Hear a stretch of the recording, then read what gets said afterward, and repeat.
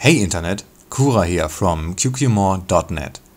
Welcome back to this episode of Heroes Ascend, in which we give pro players from around the globe a platform to share their thoughts with you.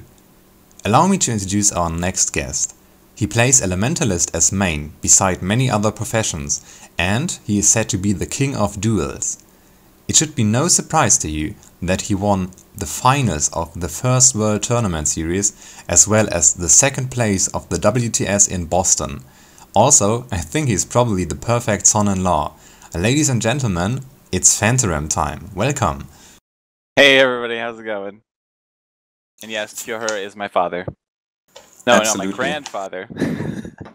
Short side story, I was at the doctor's office today because I had the flu. He prescribed me some meds and I'm fine now. When I came back home, my significant other asked me if I had any plans for the evening and I replied, "Oh, it's Phantaram time." And as I said that, she thought I was having some weird side effects caused by the medication. But yeah, that was of course just a joke. In reality, I'm terribly sick, so we have to hurry up with the interview.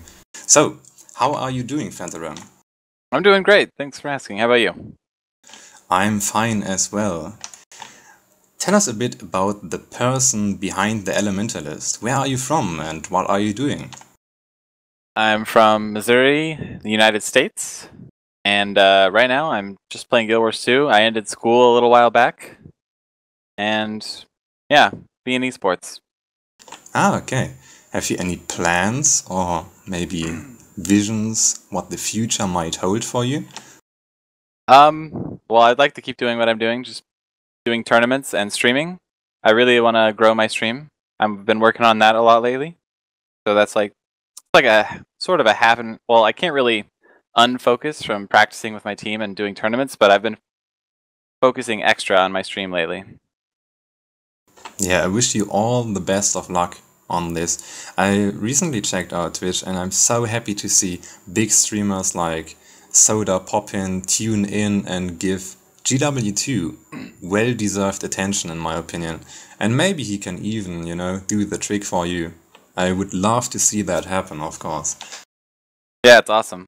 Why exactly did you pick GW2? I see that you're a very competitive person and it isn't too far off in my opinion to ask the question, why didn't you pick League of Legends? Why not Counter-Strike? You could easily double your viewers if you tend to become a professional streamer by doing that. Why GW2? I played like all the competitive games. I've played fighting games, MOBAs, first-person shooters, StarCraft, League of Legends, Dota. I've played them all, but I realized at some point that I got into them too late. And if you look at the pros in each scene, they've all played their games since the very beginning. So I thought, I'm just going to try to get into the next big thing and start from the beginning. And that is, I just landed on Guild Wars 2. So.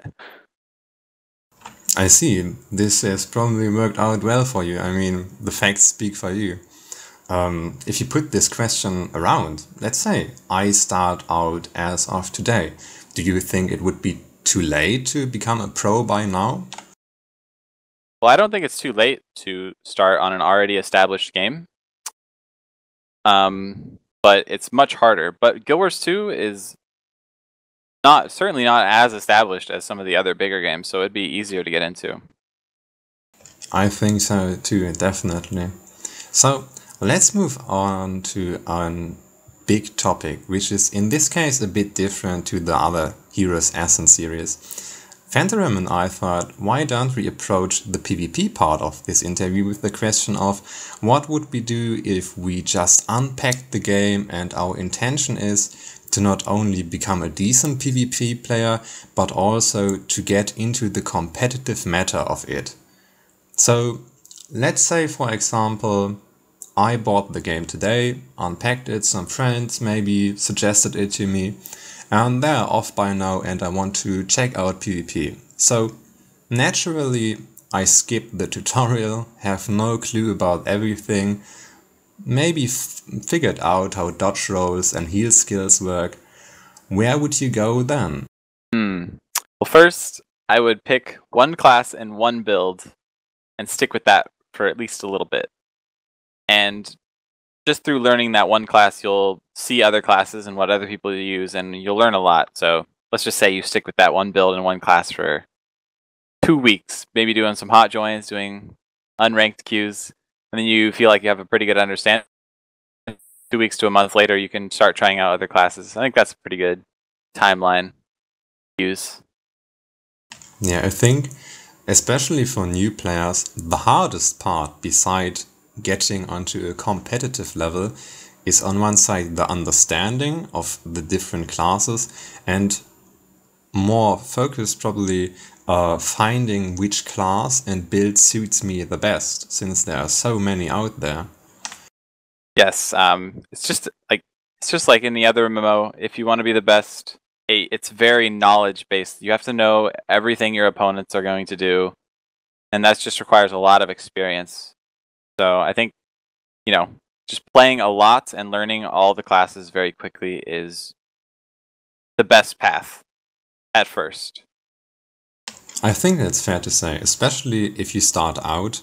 I would always recommend people to simply try Hotjoin, and by this I mean open the PvP browser, hit practice, and just play. You learn even in the tutorial not everything, stuff like the guild lord mechanics, secondary objectives, or how to rotate and which points to cap when won't get explained. And this is something you can easily get a grip of on by simply playing Hotjoin, right? Yeah, I think so. Okay, so let's say I played a decent amount of Hotjoin and played 2 or 3 other classes, and now I still feel like I'm a bit off point, I'm missing something. Let's say my build. Would you suggest to new players that they might stick with the build they like the most or enjoy the most and modify it over time, or do you have a different approach? I actually think, once maybe you found a team or you really decided you want to stick on one build, that you should stick with one build for a little while. And this is just how I like to learn, but I think this works for everybody too, is at a certain point, everything becomes second nature on, say, your favorite class and favorite build. And you don't have to concentrate on your gameplay as much. You can start concentrating on other things like what your opponent's doing, the map, what's going on the map, so you can make the right rotations. Like once everything becomes second nature on your character, you can start concentrating on things that really matter. And so I do think sticking with a one character for at least a little while, once you really start getting serious and like everything about the game, is a very good idea. I definitely agree to that. I think you can read a lot about guides and class related, posts on the forums. However, although you might, absorb this knowledge, you have to put it into practice. And this is something you can't do by simply reading. You have to get out there, get your hands dirty. And as you stated, it becomes second nature. You become intuitive and don't have to, every second or two take a quick blink on your bar to check the cooldowns because you feel them, if this doesn't sound too much off. No, it's completely true. You just press the buttons and things are happening. You don't even think about it. Right, so let's say I want to go beyond this point. I play, for example, let's take the worst case scenario, I play a bunker thief and I somehow feel like my build isn't competitive.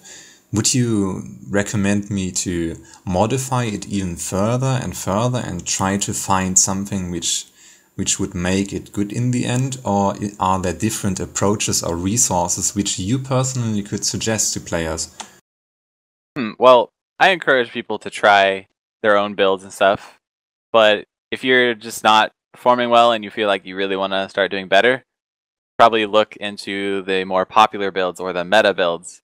And there's a website called Metabattle.com, and you can look up all the most popular builds for each class, and they even have like little ratings, so you can kind of see like this one most people think is extremely strong, or this one's just average, so you can start to get a feel for what the best builds are in the game. I think this is a very, very good idea. I will make sure to link this website in the description as well. I think this is one of the things I don't like about GW2, but I don't see any solution to that. GW2 has so many mosaics and things you can do with your class. I mean, who would think a year ago that Celestial Warrior with shouts would make any sense, you know? You can do that, of course. But also giving you these opportunities, they also give you the possibility to make some build which doesn't work at all. And especially if you're new, you can't really spot the difference. So I personally would probably suggest people to always pick a meta build. If they want to play Double Dagger or Conny Thief for fun, they should definitely go for that. No boundaries. But it's always a good idea to have Metabattle on, you know? Sure. Ready to have some comparison. So let's say we have a decent build, we understand the classes and how, not really the class, I mean, we know what fear does, we know what stability does, how retaliation works, and that guardians can block and stuff. But somehow I struggle against certain classes. How would you approach this?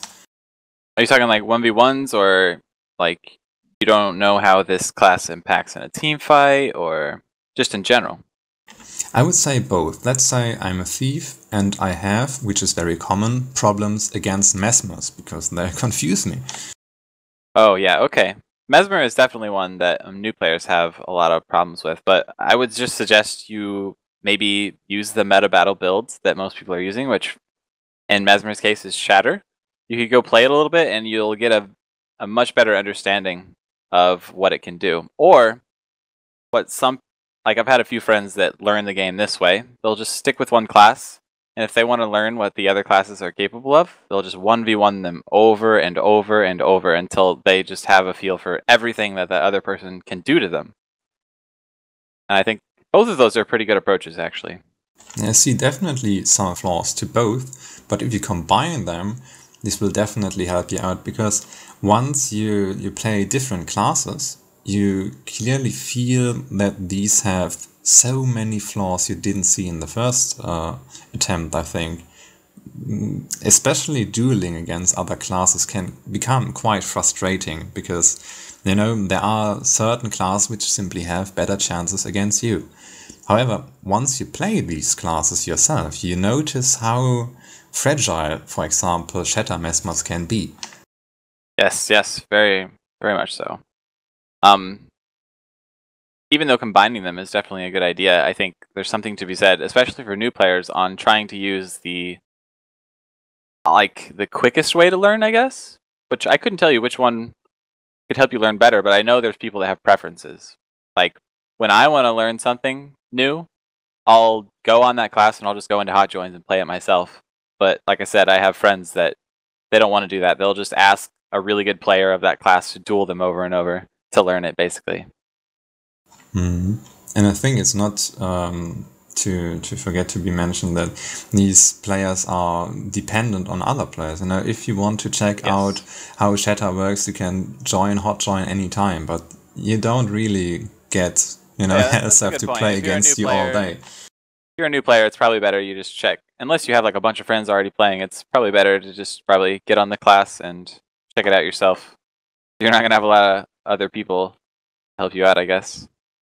Indeed. Have you any experience or opinions on 1v1 servers? On the European servers, they were very popular, and some people even made a name for themselves.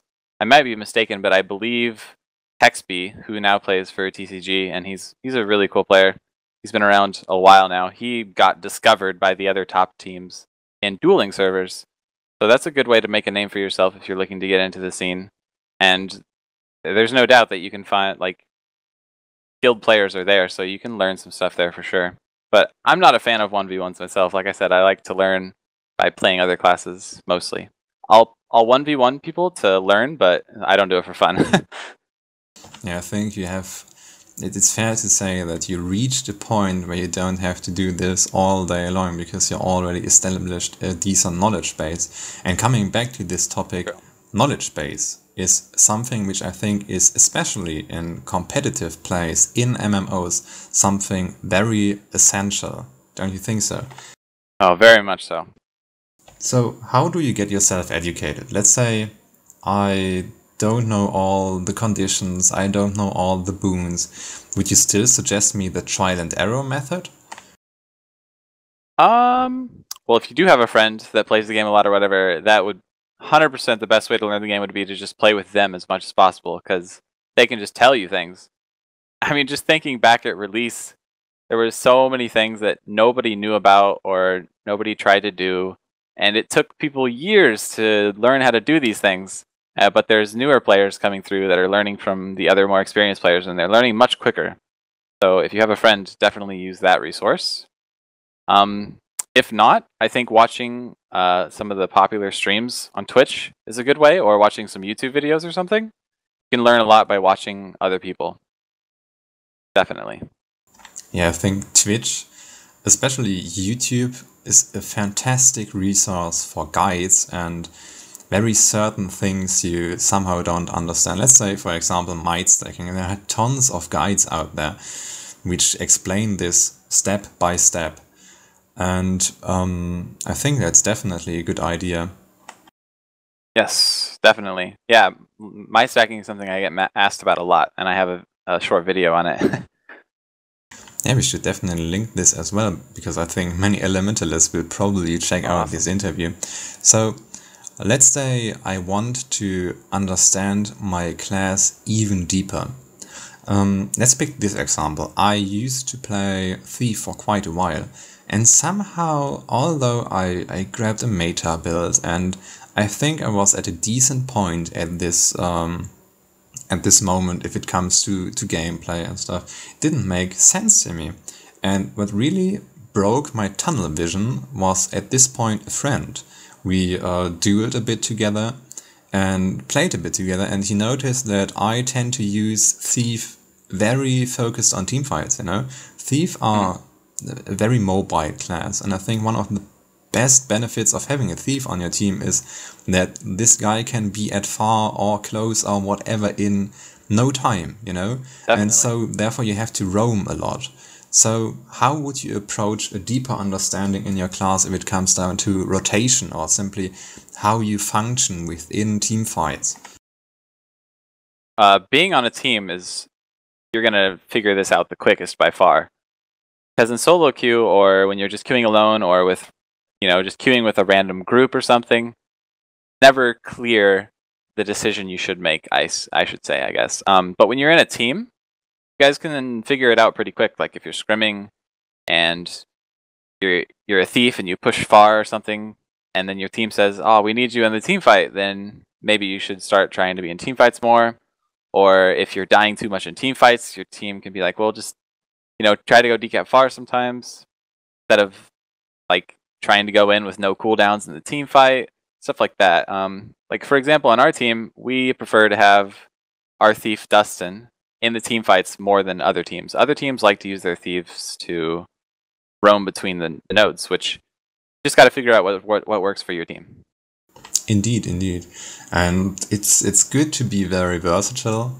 However, getting a decent team and decent mates is something which will really help you out a lot, especially if it comes down to communication. I think feedback and critique is for many people uncommon, but it helps you out so much to, get a second opinion and get other players to bring their experience in, and in the end you always benefit from that. Oh, for sure. If you get a healthy team environment going on and you can critique each other without toxicity, you'll learn so much. Indeed. Another question that somehow appears in this time quite often is people trying to get out there, trying to find teammates, but struggling to do so. Somehow, for example, people try to find another teammates on map chat or the LFG tool. Why don't these people find persons? Do you have any idea or suggestions to them how they could improve on that? This is a hard one. because I don't have much experience doing this myself. I've been on a team since the game came out, and then I made a name for myself and sort of got passed around, I guess you could say. But Yeah, I understand it's that. a hard I one. think it is fair to say that, at least for me, I see the map chat as non-existent. I personally 24/7 hang around in TeamSpeaks when I'm playing, and therefore I don't really pay much attention to map chat, nor do I to the LFG tool, which is somehow more popular to PvE, at least in EU. I can't speak for NA. However, I haven't tried it myself, but if I would approach this, I would probably seek out in forums, maybe guilds. There is, of course, always the official forum, which has a looking for section. And also there's a new site, pretty much the successor of Mistpedia, which is called Aspect GG, which also has a subforum only dedicated to finding teams. Alright, I got two things, I think. Right now, the leaderboards are like, you grind and you get on the top, but just today, they announced that there will be a new PvP season, and there will be much more emphasis on winning and how much you win rather than how much you play. So, if you're able to get up on the leaderboards, then you can sort of make a name for yourself that way. And I think the second way is just to be very active in the community. You can make a name for yourself just by doing that. Like, there's people I see on my stream and in game every day. And they may not be on a team, but they have made a name for themselves, and a lot of people know about them just that way. So if you did that, or if somebody that wanted to get on a team did that, and they made it known that they want to get on a team, I think it wouldn't be too hard if you were in that position. Yeah, indeed. I think many people describe the PvP community in general, if it comes to higher players, as very restricted, as very somehow, not very open-minded to new players. Would you suggest to someone to simply, whisper people and ask them if they want to do a queue or something like that? Do you think this would work out? Sometimes. I think at this point, if the SPVP community is that way, they need to not be that way. And this might be like me looking up on high from my team that never loses, on NA at least. But maybe that's what the PvP community needs, is some new blood, because it's not working for the other teams. So maybe they should be looking for new players that Definitely. are like the up and coming players, I think out there. I've seen them. This might even be an illusion. I talked to Austriax about this very same topic, and I didn't even mention the topic, but he suggested to all people around playing PvP, just whisper the people. Why not? If you queue a round or two and you notice there's a good playing player on your same level and you like to queue with them, just whisper him and ask him if he wants to do a queue. I mean, what could happen in the worst case scenario? He could say no, or no, you scrub, whatever, But no one's going to bite your fingers off, And I think this would be my second suggestion. It's quite tricky, and I see why this question is a bit hard. However, getting your name out there and simply connecting with players is something which is essential to PvP, as it is still a bit restricted, I think. Yeah, like if you're somebody that's really social, and I've seen this happen a lot, like usually competitive players sort of have like a social group or something. Some people just seem to join social groups like it's nothing. Like they're just like, oh, look at these people. And then they just kind of start socializing with every one of them. And then they become a part of the community. So if you're super social, that would be an easy way to get in with the community, I guess. And obviously whispering people is a part of that. Definitely. Well, or you create a guide site and somehow sneak out Phantaram's Skype idea. That would also work. Yes. However, I would suggest that we do a quick break, and continue then with some PvP talk, maybe some other topics. How are you about that? What do you think, Phantaram? Sounds good. Okay, so then we will be back in a few moments.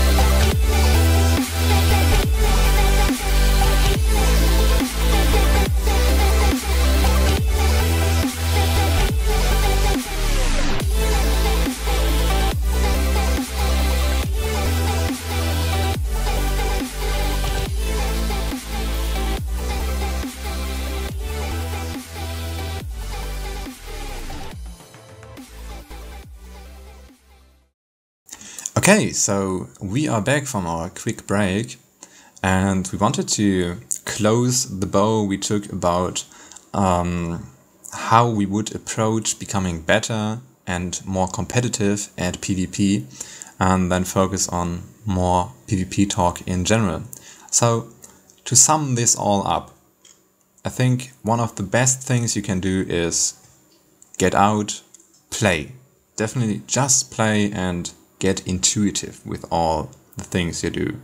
And furthermore, as you stated, talk with persons, get, connections, build friends, maybe join guilds, whatever floats your boat, simply to get more feedback, right? Yes, definitely. Okay, so to move to a more meta-based talk around PvP, what do you think are the most common misconceptions right now regarding PvP? Well, one thing I think is that a lot of people think each team has a shot caller, like there's a single guy that shot calls, which maybe that can work, but that's never been my experience. What I like to look at it is like a constant flow of information where your team is just saying what's going on around them and everyone reacts accordingly.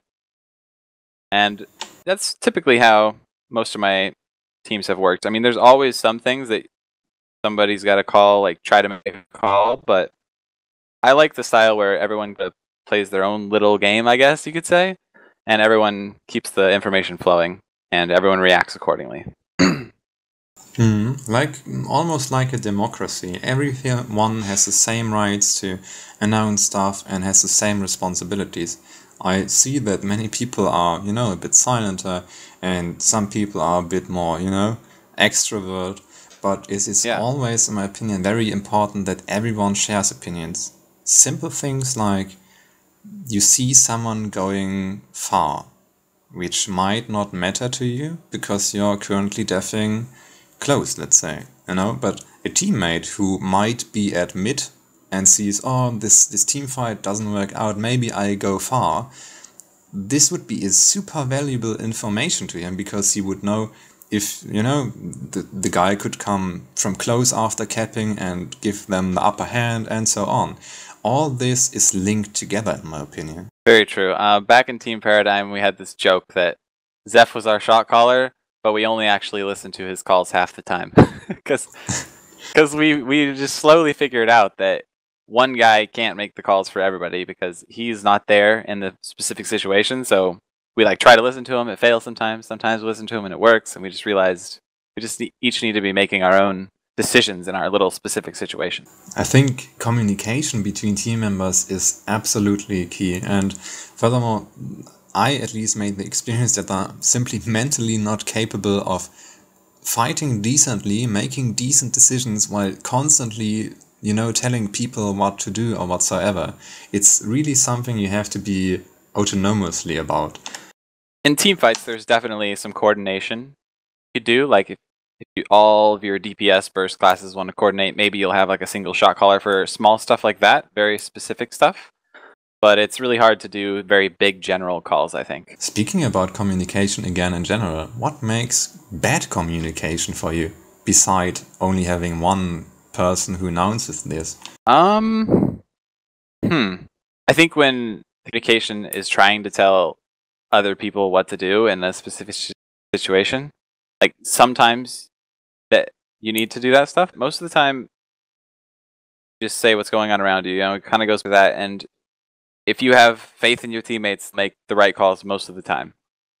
And sometimes you can, the situation, you get mad at each other, it can become toxic or something like that. If you're always just constantly trying to tell your teammates what to do, it doesn't go so well. I think becoming toxic within a match is one of the biggest downfalls by any means. For sure. That can affect your morale on your team and stuff like that, and not going to go well. Another thought, how about communication if it comes down to length? See, I think it is very important to keep this constant flow you mentioned. However, I think one of also the biggest problems are persons who are trying to analyze things within the game or asking questions which are not related to the current present. I give you an example. Let's say a Mesmer places a portal somewhere and it turns out to be not really the best decision.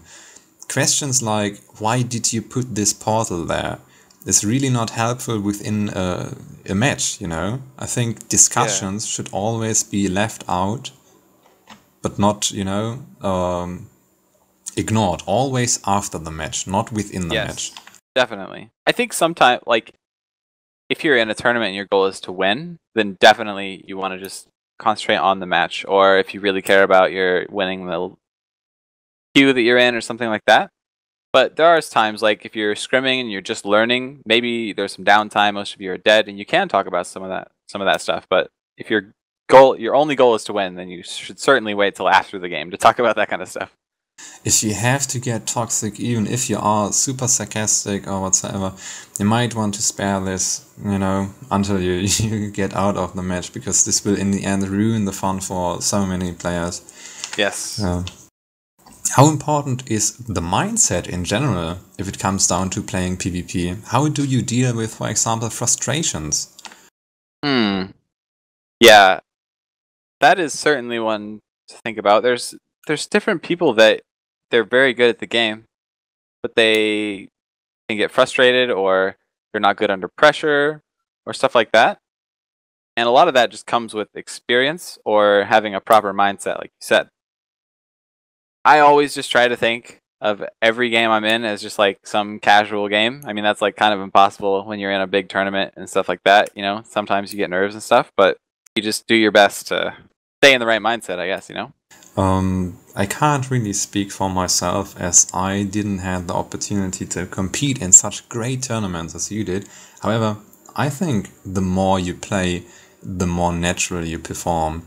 I think maybe the finals would probably be the biggest climax. However, I can recall that my first ranked match I was somehow a bit quite nervous, but this was long ago. Ranked feels almost completely natural to me. I'm not really, nervous by any means. Yeah, that's definitely a good way to look at it. Like, the more you do something, the less nervous or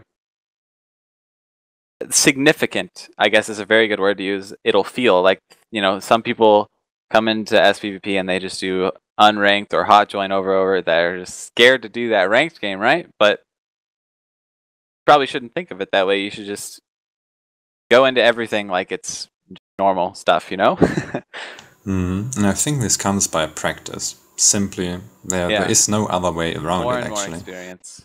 You will go into that and you will notice there is no life-threatening situation all around there.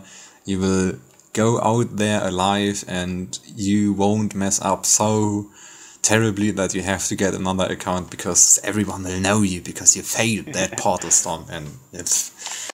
Yeah, don't take our word for it. Go experience it yourself. You'll be fine.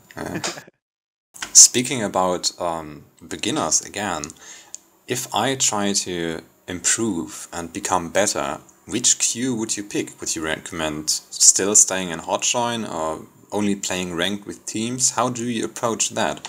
I think if you're comfortable in a class, and maybe if you could solo queue or team queue, and I think ranked would be the better one, only because of the maps. Sometimes you won't get very good practice in unranked if you get a map that's not going to really help you that much, but if you're always going to get a good map in ranked. So you should probably queue ranked if you really want to practice. I think it would be much better in a team if you're in a team than solo, but you'll be learning a lot either way. I would always recommend to go through that first hurdle and say, okay, I'm gonna do ranked and I will check it out, and simply, maybe these persons will decide, no, I'm not really that competitive minded, I have more fun in hotjoin, and that's good too. But if you want to play on a competitive level, I think you get a lot of better opponents which are especially on your level and above your level, which you can then learn from by simply approaching ranked, because you will find them more likely there. Plus, I never thought of that actually, but ranked is also a very good approach if it comes down to maps, just as you mentioned. Yes. Yeah. And I actually don't think there is any difference between ranked and unranked, other than the fact that ranked has a leaderboard and different maps. I do believe they do the same MMR, but just because one is named ranked, you're going to play with more people of the same mindset. When you play unranked, I think there's a lot of people that just play fun builds and stuff. Go into ranked, more people are going to be playing more serious, so you will get better practice. Yeah, that's also not by any means something which isn't really true. I think a few weeks ago I actually did a guide on that, and it's actually true. You get the same rewards for winning and losing by doing ranked or unranked. The only difference is maps, of course, maybe opponents, and that you get locked on the leaderboard. But beside that, same rank points, same silvers if you play for silvers, or same rewards track progress. Absolutely identical. I didn't even think about that part.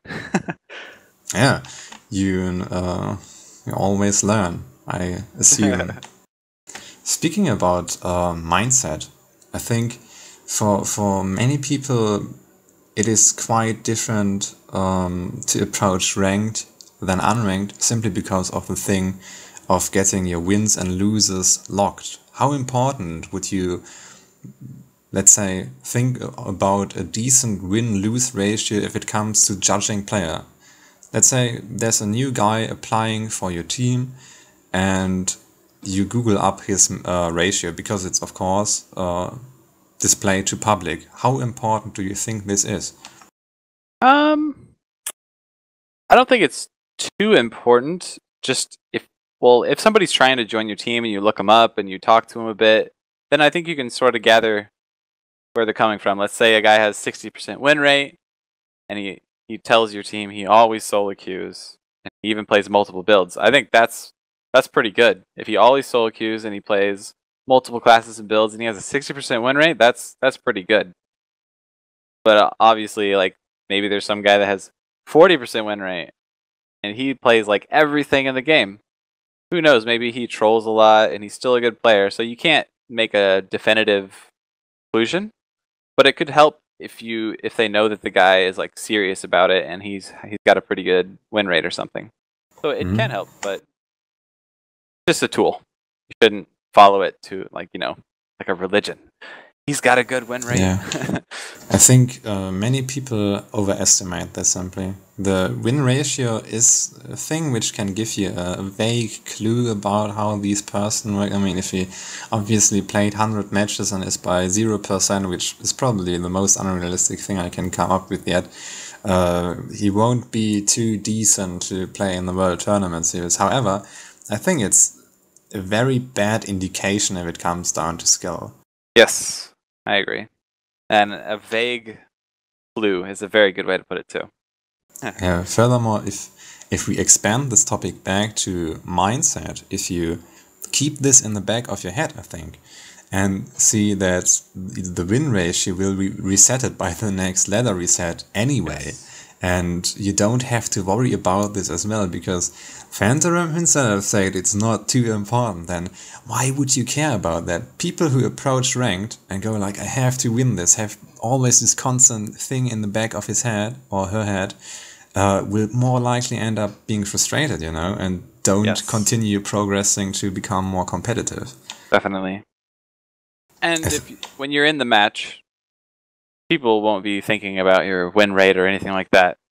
They'll judge you based on your skill within the match. So even if you lose and you perform well, your team can still notice. Indeed, and I think you definitely have probably the best clue about what was going on the World Tournament Series in Boston. But one thing I really like about Orange Logo, and especially about teams which are somehow built by ROM, is that they don't stop. And I think that makes them very dangerous. And this is something which is always for me related to their mindset. Even if they are deep into trouble, they simply don't stop. There is no downfall if it comes down to motivation. This makes them so aggressive, so good, if you put it that way. Yeah, that definitely, I agree. There's a lot of situations you can get into, especially in a team fight, where pulling out is just not an option. You have to go all in. And sometimes that could make you look like a fool if you just all die. But that might have been the best play, despite what other people might say when you look like a fool and you lose the situation. But might have been the best play anyways. Yeah, everyone does mistakes in the end. I always like to think about it this way before talking about frustrations too much. Let's imagine, what was the worst play you did last week? Something which really didn't turn out as you wanted to. What was the worst play last week? Can you recall? I don't know the worst play, but I tried to 1v1 a turret NG twice in a row on like fresh air or something, and both times I just barely lost, so I was pretty useless for a good 2 or 3 minutes.